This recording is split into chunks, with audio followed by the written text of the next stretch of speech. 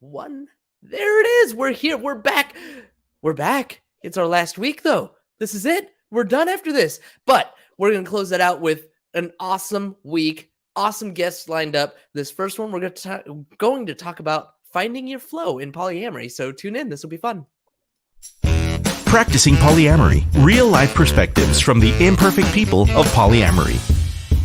The mission of the Practicing Polyamory podcast is to provide a platform for all of the real-life, flawed humans that practice polyamory so that we might all learn from one another and grow as a community. Enjoy the show.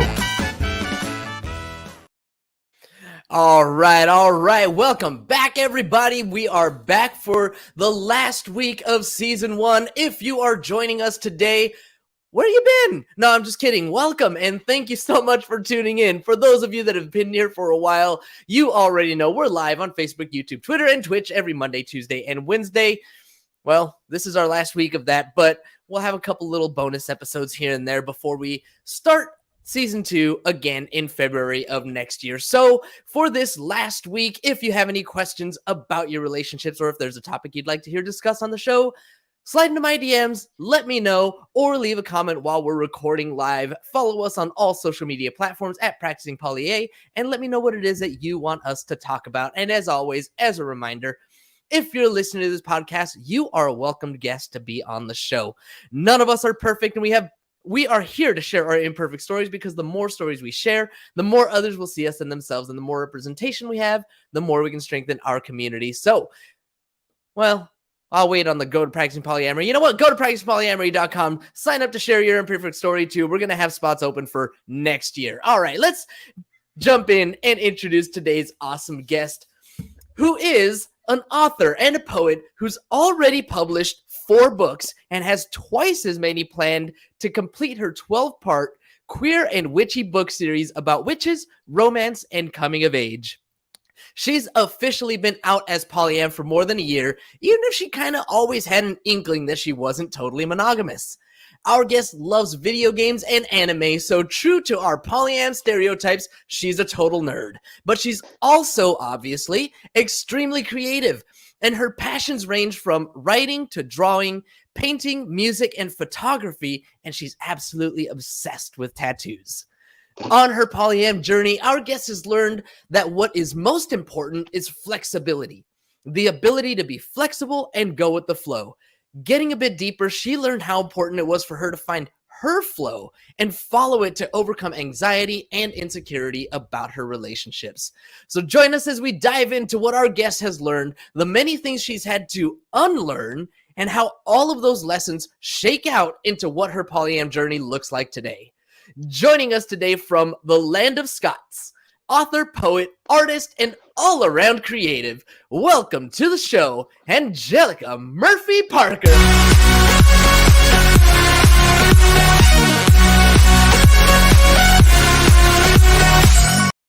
Woo! I see you bobbing your head over there. Angelica, welcome to the show. Thanks so much for hanging out with me today. Thank you. I'm glad to be here. A little bit nervous, but really glad to be here. That's okay. It's just a conversation between two regular old normal human beings. We just both happen to be polyamorous, and I want to hear your story. Tell us a little bit about yourself. You've got 4 books already written, several more in the works. Tell us a little bit about your passions here. What do you got going on? Well, I'm very passionate about writing, obviously. I've been writing ever since I was 8 years old, ever since I was in school. We call it primary school over here. Mm-hmm. I know you call it elementary school over there. So I've been writing ever since I could write, ever since I learned to write, really. I love it. Yeah. Yeah, writing is just such a wonderful outlet, and you've got 4 books already. You want to tell me a little bit about these books? Okay, so the First Trilogy, which I started writing, I think when I was 12 years old, when I was getting into high school and just sort of coming into my teens. It's mainly focused on 3 characters named JW, Melissa, and Louise. and it follows them in their life and as they progress. One of the things that I've learned through writing is that it doesn't always have to be planned. Sometimes when you're writing, it just comes out just like me. I came out. Nice. Yeah. So it's a coming of age series. The first trilogy is set when they're between the ages of 11 to 14. So it's a little bit like Harry Potter in that way, that it's three characters. So there's a lot of similarity. 60% of the time, it works every time. Not sure what that was referencing to, but I mean, if you're going with the trilogies, then that's what it is. I like it. Yeah. Where was I there? So similar to Harry Potter in that way you were saying. Yeah. So it's about characters that are in a Scottish high school, and they just so happen to be witches. So it follows along with a lot of drawing from my own life. So, for example, I've talked to classmates and friends and gotten their anecdotes. So I've used those to inspire my story. And yeah, the first trilogy, I wrote that over several years. What I did to start that off and get it sort of more into a novel structure was I started doing something called NaNoWriMo. So November writing month. Yeah. So that's coming up, isn't it? Yeah. It's a great inspiration. They give you lots of hints and tips, and they're just there to sort of help you and motivate you to get to that word count. And so from that 50,000 words, I published books. So every year I participate in NaNoWriMo, and that's where my writing comes from. And NaNoWriMo is what, can you actually just tell me what it stands for? I know it's not an acronym, but like shortened for something. It's short for November Writing Month. They are a charity, and I'm not sure how else to describe it. So they just help young writers and aspiring writers who want to get into it. They also do boot camps, and they do lots of activities throughout the year. So November is their main thing. Nice. Yeah, it's the big writing month. My ex actually is also a writer, and she participated in that 1 year and put a lot of work into the book that she was working on as well. So really, really cool stuff. I just couldn't remember exactly what it stood for. Something November writing month. Yeah, whatever. Anywho, all right. So I mean, it's really awesome. I'm impressed that you've already got 4 books and planning all these other ones. Tell me a little bit about your polyamory journey. I guess how you came to learn about polyamory. Is polyamory reflected in your writing and your stories? I would say it's somewhat reflected in my writing. My journey through polyamory has been quite a rocky one. It's taken me a long time to come over religious guilt, because I am Irish, so I was raised Roman Catholic. So there was a lot of getting over the idea that I'm not someone's property. I'm not there to become wife and mother, and that's not something that I really need in my life. Really, it's something that I came to realize through cheating on ex-partners and being in open relationships, and just sort of going with the flow throughout my life, I guess. I feel like that overcoming that guilt is part of going with the flow. I also come from a religious background, Seventh-day Adventist, if I'm going to be specific. And there was a lot of guilt for me personally in my religious journey.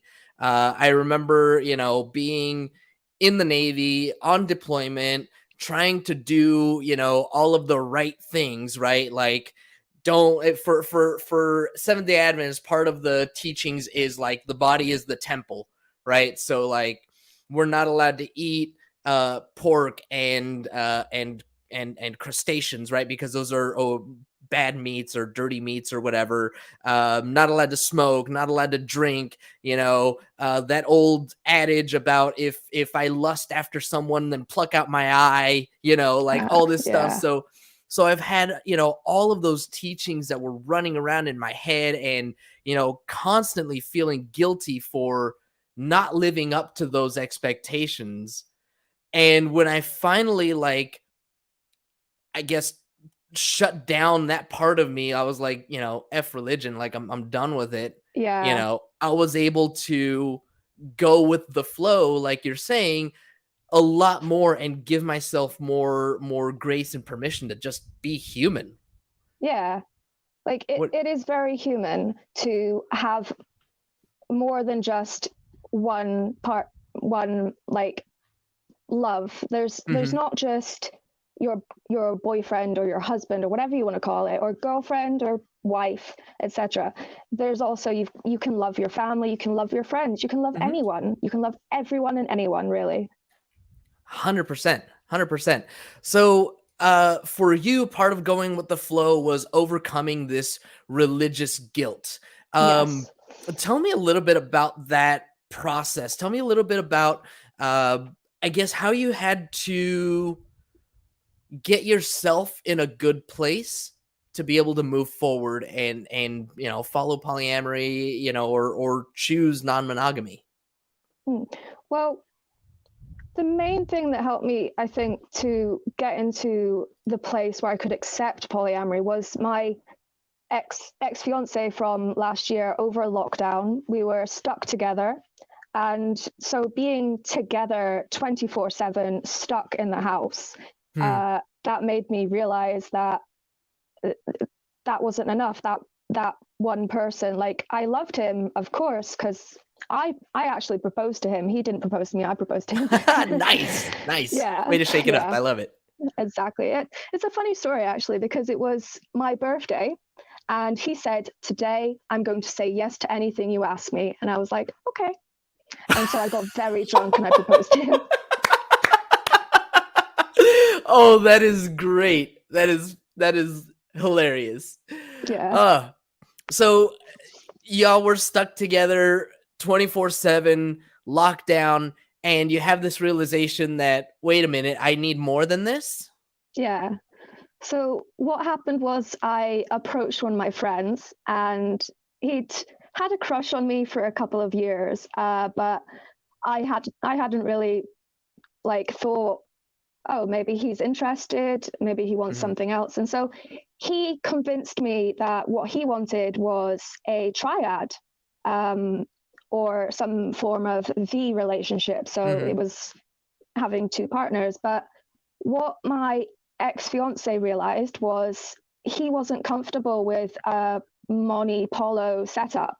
Right. And so it was quite a good growth moment for him, is that he realized that I was more happy being polyamorous, and he felt that me and this friend at the time were emotionally cheating. So he took the moment, once all the restrictions lifted, to just go away. And there was some time where it was really difficult, but eventually we became friends, and then I met my current partner after that.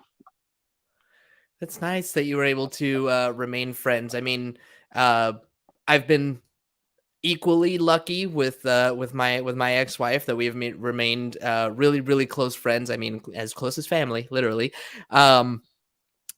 And I feel like that's only possible for me because of what I've learned through polyamory. Hey, Robbie, thanks for joining us, even if you're late. We appreciate you. So for you, Angelica, when you kind of had this realization and you had this this conversation with your ex-fiance, I mean, that must have been tough. What were some of the conversations that you had? What were some of the things that you discovered? And I mean, obviously you said that he couldn't be in a monopoly relationship. Yeah. Did he know before you even proposed and, during the time that you were together, that you were polyamorous or that you had these polyamorous leanings? I don't know, to be honest. I feel like there was always an inkling because I actually had heard of polyamory in, I think, about 2015. Mm-hmm. And that was when I actually broke up with my first ex-fiance. So I've been engaged twice. Mm-hmm. So my first ex-fiance was very, very religious. And so uh, basically there was always the I am your fiance, therefore you must do what I say. But my second fiance was a lot more open. He was immature, but also mature because for him, he realized that that polyamory is something that made me happy. So Mm-hmm. I think like my journey has sort of been along the lines of escaping the confines of religion and just accepting myself, Mm-hmm. accepting who I am, even accepting my identity. So like changing my name to be double barreled, for example. I don't understand. Changing your name to be double barreled? Yeah. So uh my first ex-fiance, he said you could only change your name if you got married. So what I did was I went and I added my mum's maiden name to my last name, Oh, okay. and that's where I was able to gain the confidence that yes, I am who I am. I am part Irish and part Scottish. It's okay to be both. Just like it's okay to be attracted to men and women, and it's Mm-hmm. okay to be attracted like, oh, there's actually someone I've got a crush on at the moment, and they were a she, but then they were a they, but I still was attracted to them. So gender is something as well that I don't see really, I guess. Yeah, yeah, yeah. I mean, it sounds like you're really starting to come into your own. One of the things that you mentioned before we started the show here was finding space for yourself and kind of creating this stable base before involving others. And it sounds like between overcoming the religious guilt and discovering maybe your own sexuality, you're like coming to terms with different identities. So that sounds to me like you giving yourself that space. Can you tell me a little bit about that journey? And I guess, what that means to you. What does it mean to you to find space for yourself, to create that stable base before involving others?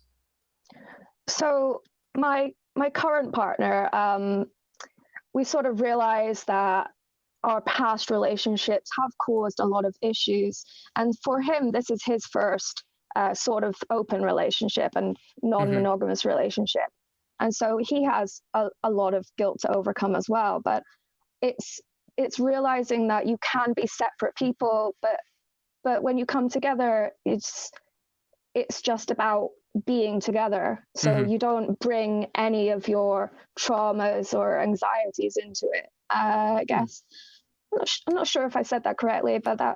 that's yes, I'm like creating a that. I stable feel like base. that's hard to do, not to bring any of your traumas and anxieties. Like that's just a natural part of who we are. I think probably more accurately is like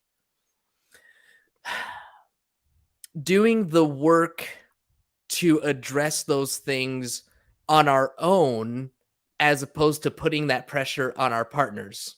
Yeah, yes, definitely. Like one of the things that I've learned is that my partner is not my psychologist. My partner is not my Mhm. therapist. So Mhm. he says to me, like, instead of calling me in tears, just take your medication, just do things for yourself, and and Mhm. then and then like it makes me feel better in myself if I focus on taking my medication, doing self-care.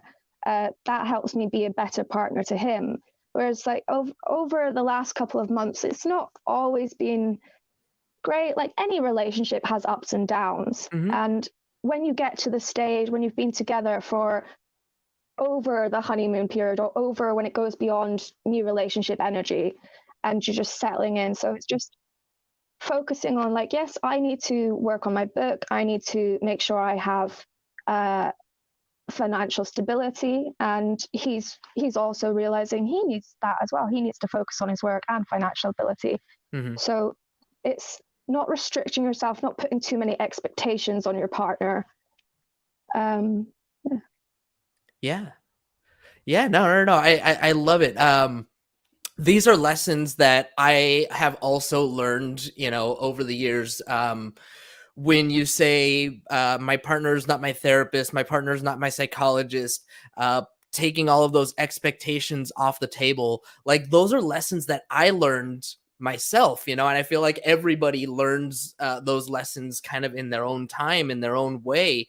For me, with my ex, we decided, and we kind of like, one of our relationship rules, so to speak, was I am responsible for my happiness, right? You are not responsible for my happiness. I of course want to do things to make you happy, right? That's kind of part of being in a relationship, is I want to do things to make you happy, but your happiness is your responsibility. My happiness is my responsibility. And, as long as we're working together, I think that's good. And, with you talking about that self-care, like, I feel like that's what you mean when you're talking about finding space for yourself, creating that stable base, is taking the time to do that self-care, whether it's taking medications, or going for walks, or finding different ways to deal with our stressors and our anxieties and our insecurities. What have you learned? Like, what tools have you learned to kind of help you with those anxieties and insecurities? I mean, aside from taking your meds when that time comes. Yeah, definitely learning to deal with my own insecurities. Like, I love compersion. Compersion is my favorite thing, and definitely learning that it's not jealousy, it's the opposite. And if I'm insecure, it's because of me. I'm thinking of paranoid thoughts, but Mm-hmm. I can't influence everything that's outside my control. That's an external factor. But I can control internal factors, and that's something that I still struggle to work on. Mm-hmm. With everything in my past, and like not having a mum growing up, for example, that was something that was really difficult. And so it's like I'm learning to be my own person, and I'm not sure what else to say there, actually. Just like focusing on things that make me happy. Like, I went for a walk with my friends from school today, and that's something I've not done for a while, because while I've been focusing on my partner too much, I've realized I've not been reaching out to people that I could speak to. Like, I didn't know that one of my friends had broken up with her boyfriend a couple months ago. So that's something that I need to look more into, because it's not just my partner that's here for me, it's also my friends and his family and my family. Man, that is, you're hitting some good points here.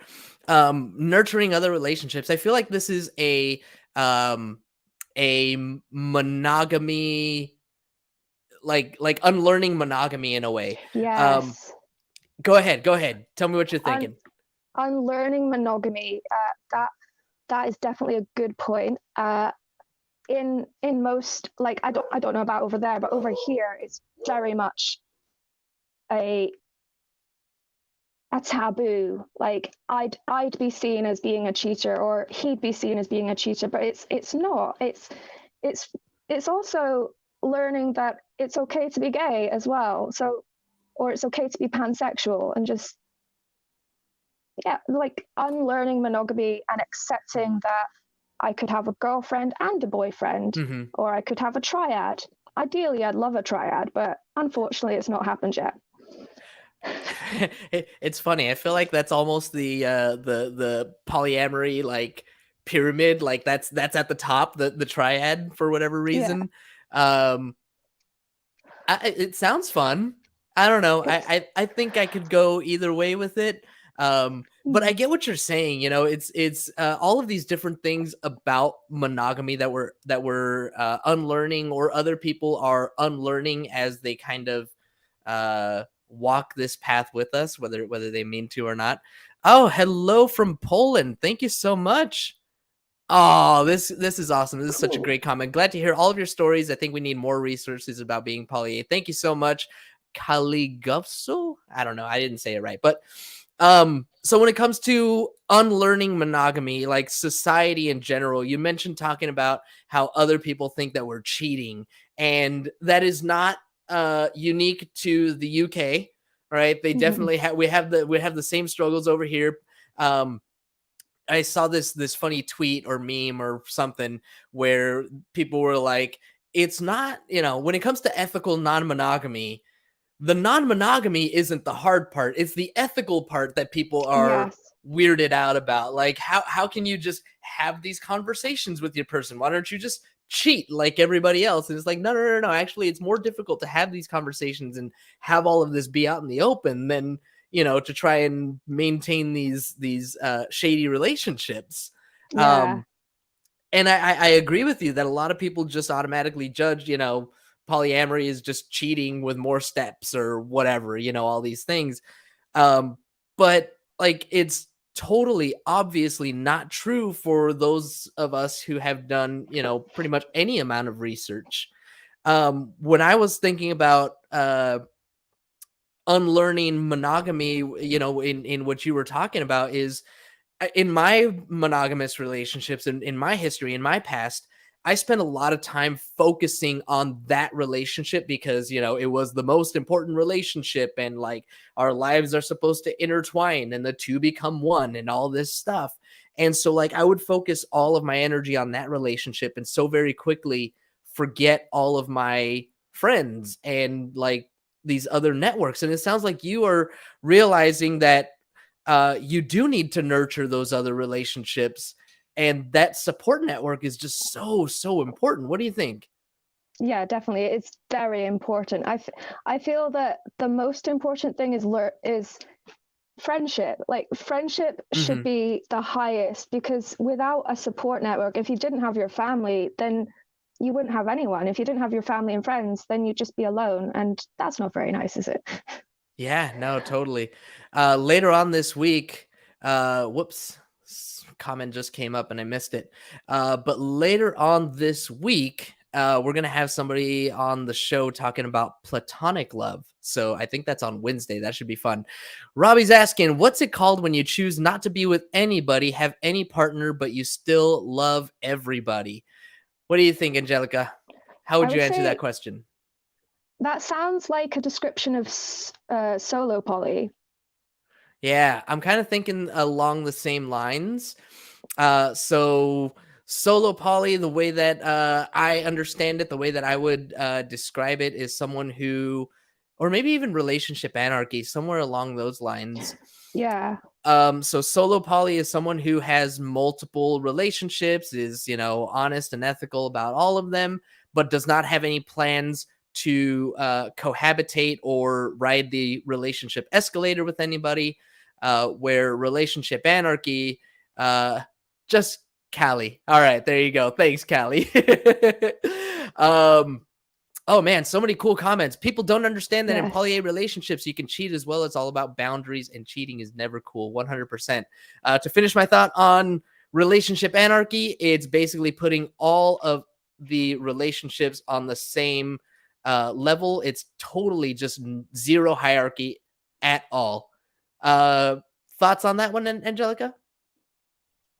Yeah, that sounds about right. Just not having anyone be your number one person. That sounds a little bit like what I would consider myself sometimes, but unfortunately, I do have a partner that I do focus on quite a lot, and I do need to go with the flow. It's yeah.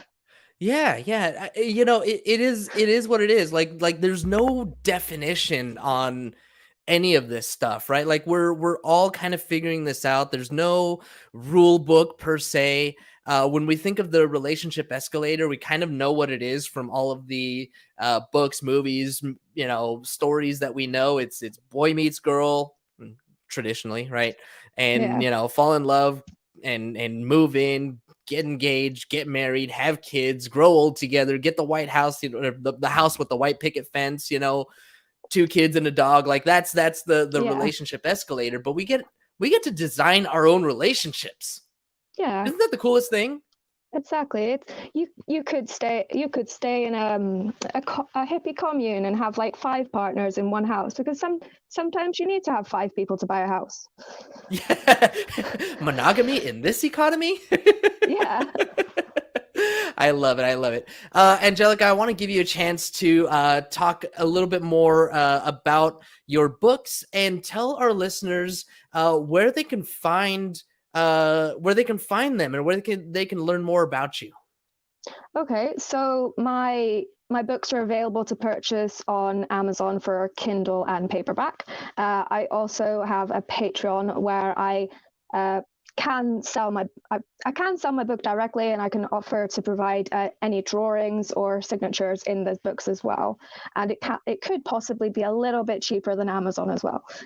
Nice. And what is the title of your books? So my books are the Tempest Saga. The first trilogy is called Eternal. So very simple. It's just part 1, part 2, part 3. Mm-hmm. And then the second trilogy that I'm working on just now is called Last. So at the moment, I've got the first part out. The second part is coming out in December. So look forward to that as well. Nice. And you were telling me about another project, another book that you're working on that's coming out next year? Yeah. So I'm going to be working on the final part in the trilogy throughout November in NaNoWriMo. And that will be available next year. So that will focus more on exploring the characters' queerness and polyamory, and just like thinking, like questioning whether some of the previous characters in the story, were they cheating? Were they just meant to be together? And like there's also the trope, the cliche that when the character is cheating in your story, you need to make up a reason to hate the character they're cheating on. Mm-hmm. And that's not always the case. Sometimes it's just happens. So if you get into a situation where maybe you're feeling quite sexual or you're having fun, and it's good to just sort of embrace that. Like we're all humans. We all experience urges, and it's okay to accept your desires. Like my partner very much supports me in going out with girls or like getting a girlfriend, and like it sounds like something that most men would enjoy is a girlfriend having another girlfriend. Sure. But yeah, it's also helped me to learn that maybe some of my exes didn't value lesbian relationships quite as equally. Right. So it's great to have a partner that is ethical poly and an equal partner, so he accepts all sexualities, all genders, and that is a wonderful thing, especially in maybe a closed-minded community such as a small town like I live in as well. For sure. All right, so that was the Tempest Saga, and for those of you listening, you can find that at patreon.com/author of last.